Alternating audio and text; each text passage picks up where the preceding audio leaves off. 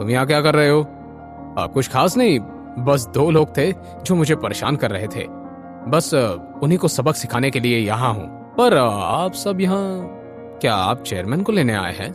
नहीं नहीं, यहाँ हम किसी और को लेने आए हैं। किसी और को? अनिकेत एक अधेड़ उम्र का आदमी था जो दीपक के मुकाबले काफी फिट था। जब उसने दीपक को देखा उसका मुंह चढ़ गया। उसने चिढ़ते हुए कहा, दीपक तुम यहाँ क्या कर रहे हो? कुछ खास नहीं, बस दो लोग थे जो मुझे परेशान कर रहे थे, बस उन्हीं को सबक सिखाने के लिए आया हूँ। पर आप सब यहाँ क्या चेयरमैन साहब को लेने आए हैं? नहीं, हम यहाँ किसी और को लेने आए हैं। जिन दो लोगों ने मेरे साथ ट्रेन में बदतमीजी की थी उनमें से एक ने मुझसे कहा था कि आप उसे लेने आए हैं। जिन दो लोगों की तुम बात कर रहे हो उनमें से एक ये तो नहीं है ना? उधर अहान शान से खड़ा हुआ मुस्कुरा रहा था।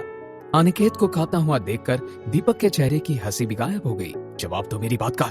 अनिकेत, ऐसा भी तो हो सकता है कि कंपनी के लोगों से कोई गलती हो गई हो। ये दोनों तो मनाली में काम ढूंढने आए हैं। ये सुनते ही अनिकेत ने दीपक के गाल पर एक कसकर थप्पड़ मारा। उधर अस्मिता कपूर अहान के सामने झुकी हुई थी। ये सब देखकर आलिया बिल्कुल हैरान थी। Young master, sorry for being late. कोई बात नहीं, हम अभी अभी पहुंचे हैं। यंग मास्टर, ये लोग? अस्मिता ने बंटी और उसकी गैंग की तरफ इशारा करते हुए पूछा।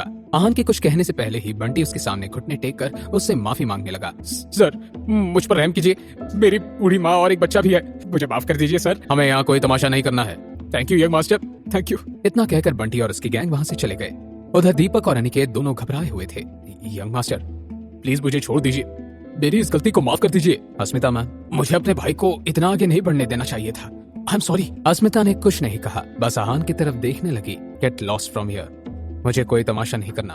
Thank you young master. Mister Aniket, logistics departments को इस हादसे के बारे में इन्फॉर्म कर देना। यंग मास्टर, चले, आपका विला एकदम रेडी है। उसकी जरूरत नहीं है, मैं एक होटल में रहूंगा। अहान को विकी को बचाना था और चौधरी फैमिली से भी डील करना था, इसलिए उसका लो प्रोफाइल रहना ही बेटर था। सभी वहां से चले गए। आलिया वहीं खड़ी रही और फिर चैन की सांस लेने लगी। इतने में उसके पास एक गाड़ी आकर रुकी। उसमें आलिया की माँ कुसुम शर्मा उतरी। बेटा, तुम ठीक तो हो ना? तुमने कहा था तुम्हें ट्रेन में किसी ने परेशान किया। मॉम, आई मिसअंडरस्टूड देम। चलो, रजत चौधरी तुम्हारा इंतजार कर रहा है, मुझे उनसे नहीं मिलना। रजत चौधरी को आलिया की फैमिली ने उसके लिए पसंद किया था, पर आलिया का इंप्रेशन उसे लेकर कुछ खास अच्छा नहीं था। उसकी वजह से बहुत सारी लड़कियां परेशान हो जाती थी। मॉम, वो अच्छा लड़का नहीं है। He is, मैं जानती हूँ तुम क्या कहना चाहती हो। तुम्हारे पापा भी वैसे ही थे, पर वो शादी के बाद बिल्कुल बदल गए। वैसे ही रजत भी बदल जाएगा। अब इस पर आगे बात नहीं होगी। फाइन देन, आलिया ने गिव अप करते हुए कहा। उधर होटल रूम में अहान जल्दी से रेडी हुआ और रॉकी को बुलाया। दोनों ने फिर बिना टाइम वेस्ट किए टैक्सी ली और चौधरी मेंशन की तरफ चले गए। जैसे ही दोनों टैक्सी से उतरे, वहाँ के सिक्योरिटी गार्ड ने कहा, मुझे रजत चौधरी से मिलना है। क्या आप रजत चौधरी को जानते हैं?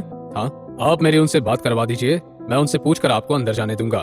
मेरे पास उनका नंबर नहीं है, पर मैं आपको अंदर नहीं जाने दे सकता। इतना होते ही रॉकी ने गार्ड को जोर से धक्का दिया और उसे गिरा दिया। इतने में अलार्म्स बजना शुरू हुए और बहुत सारे गार्ड्स बैटन्स लेकर वहां पहुंच गए। आहान को कुछ भी करने की जरूरत ही नहीं पड़ी। रॉकी ने उन सबको अकेले ही संभाल लिया था। इतनी हलचल सुनकर अंदर से एक आदमी आया। उसका नाम अजय था और वो चौधरी फैमिली का हेड शेफ था। मैं फिर से पूछ रहा हूँ, रजत चौधरी कहाँ है? वो अभी घर पर नहीं है, काम से बाहर गए हैं। रॉकी, अंदर जाकर देखो, अगर तुम अंदर गए तो चौधरी फैमिली तुम्हें नहीं छोड़ेगी, इसलिए यहीं रुक जाओ, अजय ने चेतावनी देते हुए कहा। आहान उसकी बात को नजरअंदाज करते हुए अंदर जाने लगा। जब उसने गेट को धक्का दिया तब अजय को मजबूरन बीच में आना पड़ा। अंदर मत जाइए, मैं आपको बताता हूँ यंग मास्टर रजत चौधरी कहाँ है। वो शर्मा हाउस गए हैं आलिया शर्मा से मिलने। रॉकी, चलो शर्मा फार्म हाउस चलते हैं। दोनों टैक्सी में बैठकर उसकी तरफ चले गए। जैसे ही वो वहाँ से निकले, अजय ने तुरंत रजत को फोन लगाया। सर, शिमला से कुछ लोग आपको ढूंढते हुए आए थे।